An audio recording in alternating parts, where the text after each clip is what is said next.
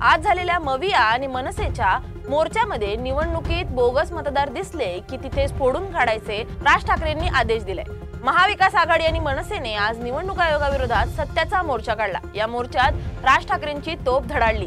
यावेळी त्यांनी काढ रे ते कापड म्हणत मत चोरीच्या आणलेल्या पुराव्यांचा ढीग दाखवलाय। पुढच्या निवडणुकीत बोगस मतदार दिसले की तिथून फोडून काढायचे असा आदेश देखील त्यांनी आपल्या कार्यकर्त्यांना दिलाय। पुरावा कुठे आहे? मी आज तुमच्यासाठी पुरावा देखील आणलाय ह्या सगळ्या दुबार मतदारांचा। काढ ते कापड, हे सगळे दुबार मतदार आहेत। हे एवढे सगळे दुबार मतदार आहेत। हे मी तुम्हाला आता जेवढे फक्त मतदारसंघ सांगितले तेवढ्यातले फक्त दुबार मतदार आहेत।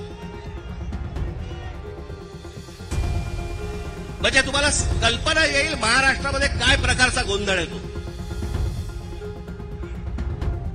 आणि एवढे पुरावे दिल्यानंतर देखील हट्ट सुरू आहे की नाही कोर्टाने सांगितलंय जानेवारीत निवडणुका घ्या। कशा घ्या?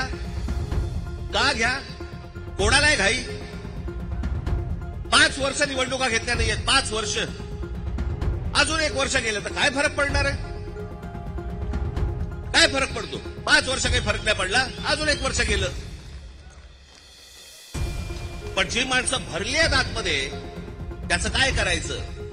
मग त्याच्यातल्या त्याच्यात निवडणुका आटपून घ्यायच्या आणि पुन्हा यश पदरी पाडायचं।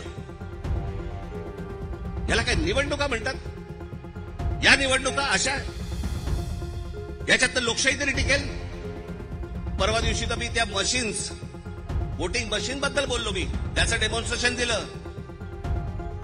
मी हे गेले 2017 पासून ओरडून सांगतोय की ह्याच्यामध्ये गडबड आहे, ह्याच्यामध्ये गोंधळ आहे।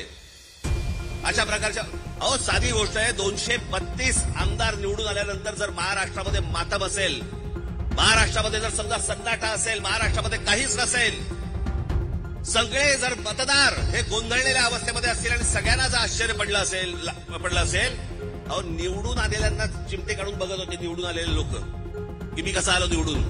पण निवडून आलेल्याची सोय अगोदरच झाली होती, त्याच्यामुळे त्याला माहिती नव्हतं की मी निवडून येणार। हे सगळे कारस्थानं, या सगळ्या गोष्टी ह्या सगळ्या निवडणूक आयोगाच्या मार्फत सगळ्या सुरू आहेत। कशा निवडणुका लढवायच्या मला जरा सांगा। नाही, जो मतदार पुन्हा तारामध्ये रांगेमध्ये उभा राहतो त्याच्या मतांचा अपमान नाही का? म्हणजे मतदारांनी मतदान नोंदवायचं, कुठेही करायचं, पण मॅच अगोदरच फिक्स आहे, त्याच्या मताला काय किंमत आहे? म्हणून मला आपल्याला सांगायचं आहे की आता जी काही कायदेशीर कारवाई प्रोसेसची सुरू आहे, मला असं वाटतं उद्धव ठाकरे आपल्याशी या संदर्भामध्ये बोलतीलच, सांगतीलच आपल्याला। हे सगळ्या गोष्टी सुरू असतील।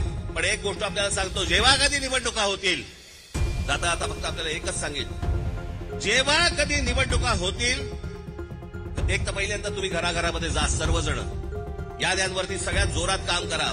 चेहरे कळले पाहिजेत, एकेका यादीवरचे सगळ्यांना चेहरे कळले पाहिजेत। ती माणसं तिकडे मतदार नोंदणीची मतदाराच्या ठिकाणी बसली पाहिजेत। आणि त्यानंतर जर समजा तिकडे हे दुबार तिबारवाले जर आले, तिथेच फोडून काढायचे।